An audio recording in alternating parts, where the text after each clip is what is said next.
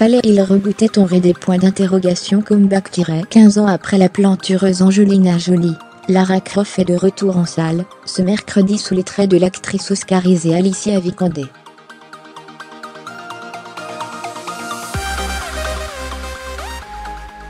Un choix, critiqué par certains, qui s'explique par le fait que ce nouveau film s'appuie sur la remise à zéro du jeu vidéo sorti en 2013.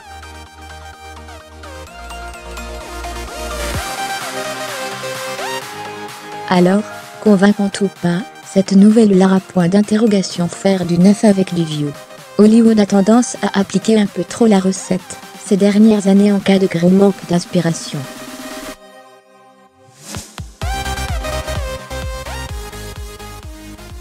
Et c'est toujours qui tout double. 2017 en a encore été le parfait exemple, entre le très moyen La Momie qui, malgré la présence de Tom Cruise au générique, n'a pas soulevé les foules, 410 millions de dollars de recettes mondiales, dont 91 millions en Chine, et Jumanji Bienvenue dans la jungle qui a surpris tout le monde en occupant la première place du box-office US, 7 semaines de suite, près d'1 milliard de dollars de recettes mondiales.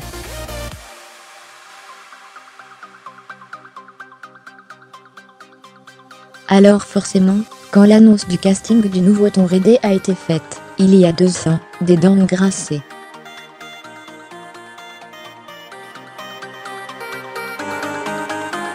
Parce qu'on ne touche pas aux jeux vidéo. Parce qu'on ne touche pas à la Lara Croft hypersexualisée portée à l'écran par Angelina Jolie dans Lara Croft, Tomb Raider, 2001, et Lara Croft Tomb Raider, le berceau de la vie, 2003.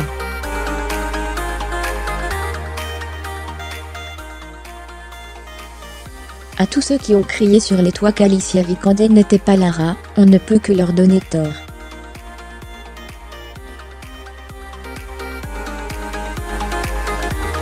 Et leur renvoyer cette réplique du film qui lui est adressée. J'ai sous-estimé son courage.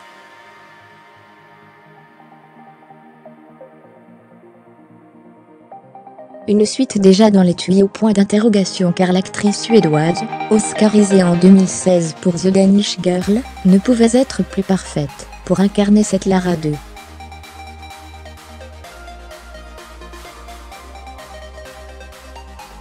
Zéro qui, en partant à la quête de son père, va réveiller l'héroïne ultra badass qui sommeille en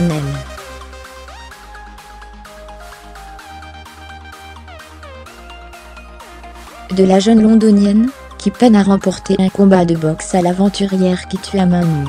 L'histoire originelle de l'archéologue devenue guerrière se déroule avec d'autres repères.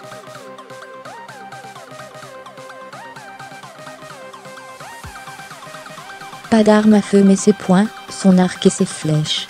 Pas de mini-short mais un trion.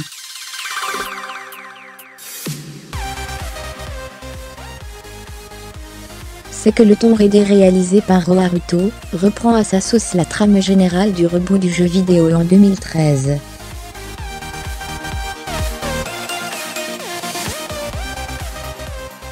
Ainsi que quelques-unes de ses scènes les plus impressionnantes, comme celle où la vie de Lara Croft est suspendue à une carcasse d'avion.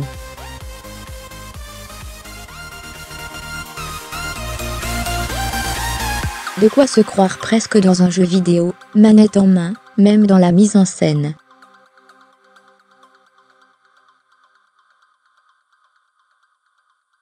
Alors bien sûr, tout ça est passé à la moulinette hollywoodienne, avec ses bons sentiments et ses incohérences, la batterie du caméscope, qui ne s'est pas vidée en 7 ans, vraiment. Mais l'ensemble fonctionne, l'action nous prend, et Alicia Vikander nous emmène dans son parcours sans fin, qui nous fait nous demander comment, et quand elle recharge les siennes, de batterie.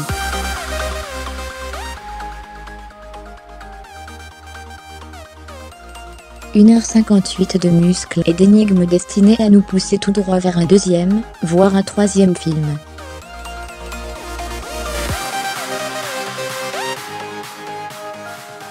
Avec la célèbre tresse, et les pistolets qui vont avec. Fallait-il rebooter Tomb Raider ? Vous l'aurez compris, c'est un grand oui.